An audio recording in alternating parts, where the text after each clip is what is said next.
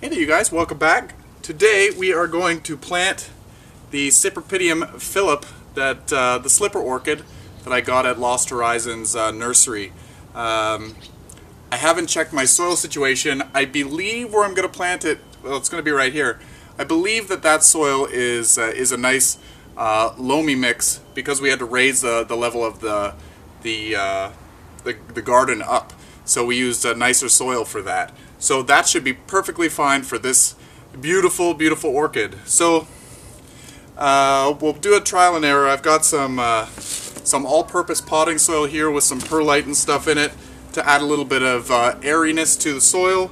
And these guys like to travel, like I said in the previous video, these guys tend to have their roots travel along the soil surface into like leaf litter and decaying bark material, but just all the decaying material at the top of the soil surface. So that makes them kind of unique. They are a terrestrial orchid, but they kind of grow like a regular orchid in the barky medium and stuff, so it's still like good airflow into the roots.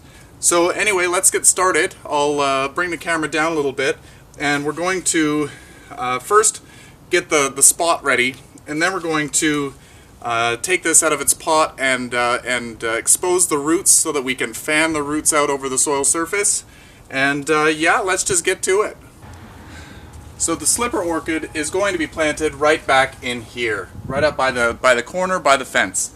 So what we're going to do is we're going to remove the mulch so we know what we're doing. Let me just do this and we'll be right back. Okay, so I removed the mulch, got it in the bucket. Don't want to waste that. I don't want to throw it away. And now I'm just feeling here. This is actually a nice light soil, so I'm not going to worry about amending this so much. I'm going to dig a little bit out because I have soil that came with the plant itself, so we'll reuse that. So let's dig this out a little bit.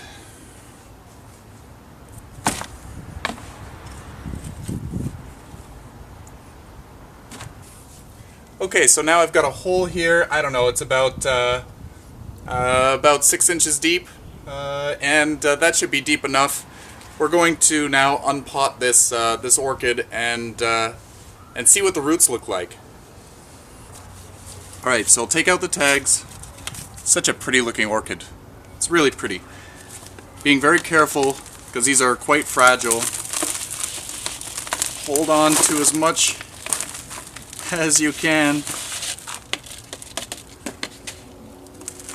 You want to expose the root system, and we're going to tease this root system out so it fans along the soil surface.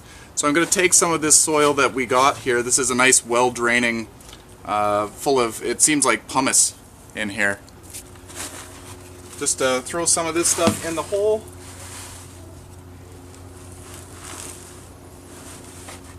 Actually going to throw a little bit of slow release fertilizer in the hole too.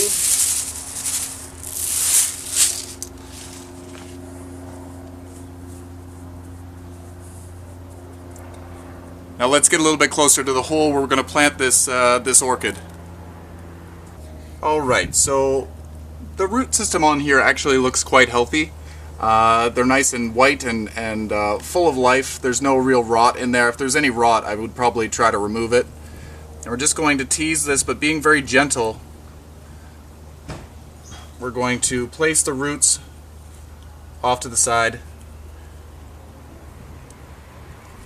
Pick the side that you want to have facing you. I'd normally fan this out, try to fan it out in a circular fashion, but I'm just going to fan it out how it suits itself. I don't want to break any of the roots here. Are you able to see that? I don't know if the camera's picking up the roots. So now I'm just going to put a little bit of the soil on top, and I'm going to get some of the other existing soil that the plant came from.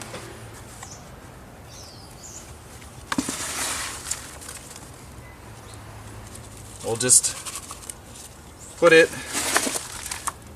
over top. We want it to just be below the soil surface, the crown of the plant, no more than 1 inch deep. If you plant them too deep, they might not come back next year.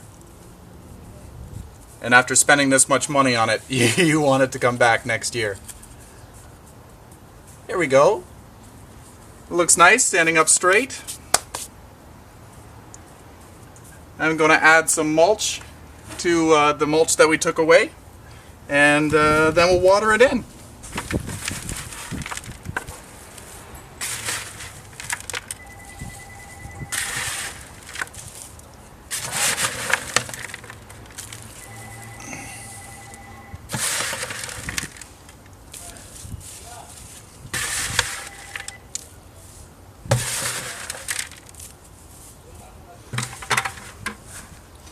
There we go. We're all planted.